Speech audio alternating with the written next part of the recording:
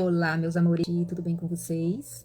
Passando por aqui para trazer hoje o quarto dia do nosso desafio devocional Uma Vida com Propósito, criado para ser eterno.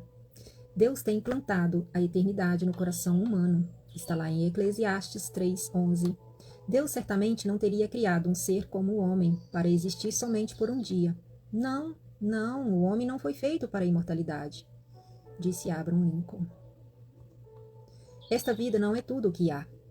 A vida é apenas um ensaio geral, antes da verdadeira produção. É como se estivesse num ensaio.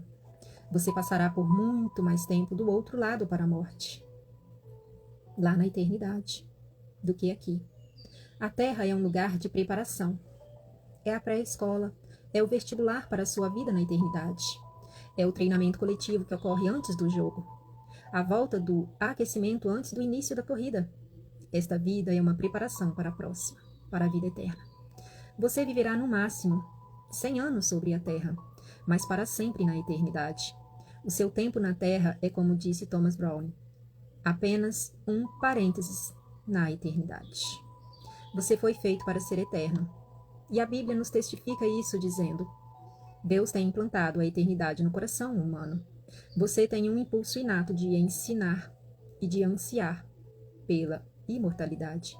Isso ocorre porque Deus o projetou à sua imagem. Nós somos feitos à imagem e semelhança, e a tricotomia do ser nos diz: somos sim feitos à imagem e semelhança do nosso Pai e Criador.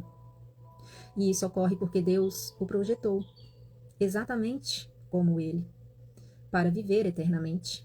Embora saibamos que com o tempo todos morreremos, a morte sempre parece anormal e injusta e nos traz muita dor e sofrimento. A razão pela qual sentimos que deveríamos viver para sempre é que Deus condicionou a nossa mente com esse desejo. Um dia o nosso coração parará de bater. Então será o fim do seu corpo físico e de seu tempo aqui na Terra. Mas não será o fim para a vida eterna. Seu corpo terreno é apenas uma residência temporária do seu próprio espírito e alma. Somos um templo sagrado do Espírito Santo de Deus. E a Bíblia chama o nosso corpo terreno de temporária habitação, mas se refere ao nosso futuro corpo como uma casa. A Bíblia ainda nos diz que, de fato, nós sabemos que quando for destruída essa barraca em que vivemos, que é o nosso corpo aqui na Terra, barraca, gente, forte, Deus nos dará, para morarmos nela, uma casa no céu. Essa casa não foi feita por mãos humanas, foi Deus quem a fez, e ela durará para sempre. Se a vida na Terra oferece muitas opções, a eternidade nos oferece muitas mais, e apenas duas. Nós temos aqui na Terra, céu ou inferno. E o seu relacionamento com Deus na Terra determinará o seu relacionamento com Deus na eternidade. Se aprender a amar Jesus, o Filho de Deus, e confiar nele, você será convidado a passar o resto da vida na eternidade com ele. Entretanto, se desprezar o amor, o perdão e a salvação que ele lhe oferece, você passará a eternidade separado de Deus. E aí só resta um caminho, o caminho oposto ao céu. C.S. Lewis diz o seguinte: existem dois tipos de pessoa: as que dizem a Deus, seja feita a sua vontade, e aqueles a quem Deus diz, está tudo bem, você tem livre-arbítrio, a escolha é sua, faça do seu jeito. Tragicamente, muitas pessoas terão de suportar a eternidade sem Deus, pois escolheram viver sem Ele aqui na Terra, fatalmente. Quando você compreender plenamente que há mais na vida que apenas o aqui e agora, e perceber que a vida é apenas uma preparação para a eternidade, você então começará a viver de forma diferente. Você começará a viver à luz da eternidade. E isso lhe dará nova perspectiva de como lidar com cada relacionamento, tarefa ou circunstância a qual você vivencia aqui na Terra. Subitamente, muitas atividades, metas e até mesmo problemas que pareciam importantes se mostrarão banais, insignificantes e indignos da sua atenção. Quanto mais próximo você vive de Deus, menor todo o resto te parecerá. Quando você vive à luz da eternidade, os seus valores mudam. Você utiliza mais sabiamente o seu dinheiro, o seu tempo, as suas companhias, as suas ambiências, seus locais a serem frequentados. Você passa a dar maior valor à sua personalidade e a seus relacionamentos, em vez de valorizar fama, riqueza, realizações, ou até mesmo os próprios prazeres da carne. As suas prioridades são reorganizadas. Manter-se em dia com as tendências, modas e valores populares já não é tão importante. E Paulo nos dizia o seguinte: antigamente eu pensava que todas essas coisas eram muito importantes, mas agora eu as considero sem valor algum, por causa do que Cristo fez em mim. Se o seu tempo sobre a terra fosse todo voltado para a sua vida, eu sugeriria que começasse a vivê-la imediatamente. Você poderia deixar de ser bom ou ético e não teria de se preocupar com as consequências das suas ações. Você poderia dedicar-se a si próprio, de modo totalmente egocêntrico, porque as suas ações não teriam consequências a longo prazo.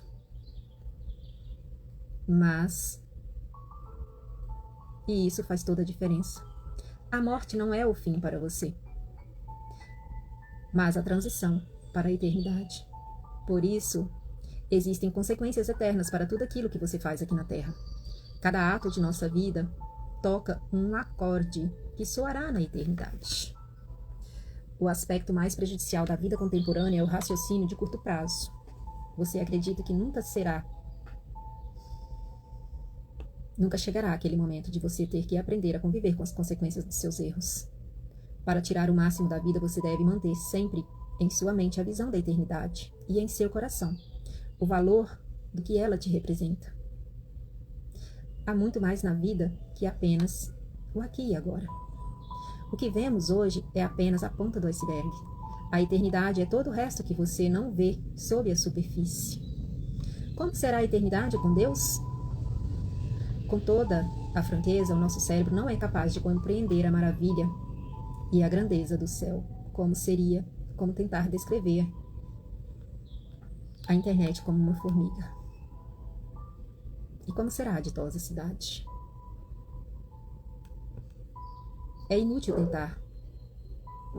Não farão inventadas as palavras que pudessem transmitir a experiência da eternidade, por mais que tentem reproduzi-la. Ninguém foi lá para poder voltar e contar exatamente com nitidez como é estar do lado de lá. E a Bíblia diz o seguinte: este é o significado das Escrituras que dizem que nenhum mero homem jamais viu, ouviu, nem mesmo imaginou as coisas maravilhosas que Deus preparou para aqueles que amam o Senhor. Entretanto, Deus nos dá vislumbres da eternidade em sua palavra. Nós sabemos que neste exato momento Deus está preparando um lar eterno para nós. Sim, nos céus. No céu seremos reunidos com os crentes amados, libertos de toda dor e sofrimento, recompensados por nossa fidelidade na terra e designados para um trabalho que apreciaremos realizar. Nós não ficaremos recostados nas nuvens como auréolas e tocando harpa. Desfrutaremos da contínua companhia de Deus, e Ele se deleitará conosco para todo sempre. Um dia, Jesus dirá: venham, venham benditos de meu Pai, recebam como herança o reino que lhes foi preparado desde a criação do mundo. C.S. Lewis captou o conceito de eternidade nas últimas páginas de As Crônicas de Nárnia. A sua série de histórias infantis publicadas num só volume, para nós este é o fim de todas as histórias, mas para eles foi apenas o início da história real. Toda a vida que tiveram neste mundo foram apenas a capa e a primeira página. Agora, eles ao menos estavam começando o primeiro capítulo da grande história, que ninguém no mundo jamais leu e a qual prossegue externamente cada capítulo melhor que o anterior. Deus tem um propósito para a sua vida na Terra, mas ele não termina aqui. O plano envolve muito mais do que as poucas décadas que você passará neste planeta. É mais do que a oportunidade da sua vida toda. Deus lhe oferece uma oportunidade para além de toda a sua vida. A Bíblia nos diz o seguinte: mas o que o Senhor planeja dura para sempre. As suas decisões permanecem eternamente. O único momento em que as pessoas pensam a respeito da eternidade, infelizmente, é nos enterros. É quando alguém parte que você sente a necessidade de muitas das vezes estar se achegando um pouquinho mais para o lado de Deus. Porque muitas das vezes os seus atos, as suas ações, têm deixado a desejar. E quando você se depara com a morte, sim, ali é o reflexo né, do final da vida terrena. E mesmo nessas ocasiões, são pensamentos frequentemente sentimentais e superficiais, baseados na ignorância. Você pode sentir que é mórbido pensar a respeito da morte, mas na verdade não é saudável viver negando-a, nem a considerar inevitável. Somente um tolo passaria pela vida despreparado para o que todos sabemos que acabará acontecendo. Você deve pensar mais a respeito da eternidade, e não menos. É estar sim preparado, porque a gente nunca sabe quando ela vem, o momento exato, mas nós sabemos que ela vem, ela virá para todos.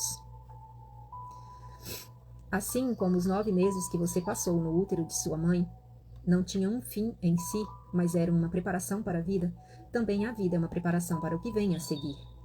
Se você possui um relacionamento com Deus por meio de Jesus, não é preciso temer a morte. Ela é a porta para a eternidade. Será o último momento de seu tempo na terra, mas não será o seu fim.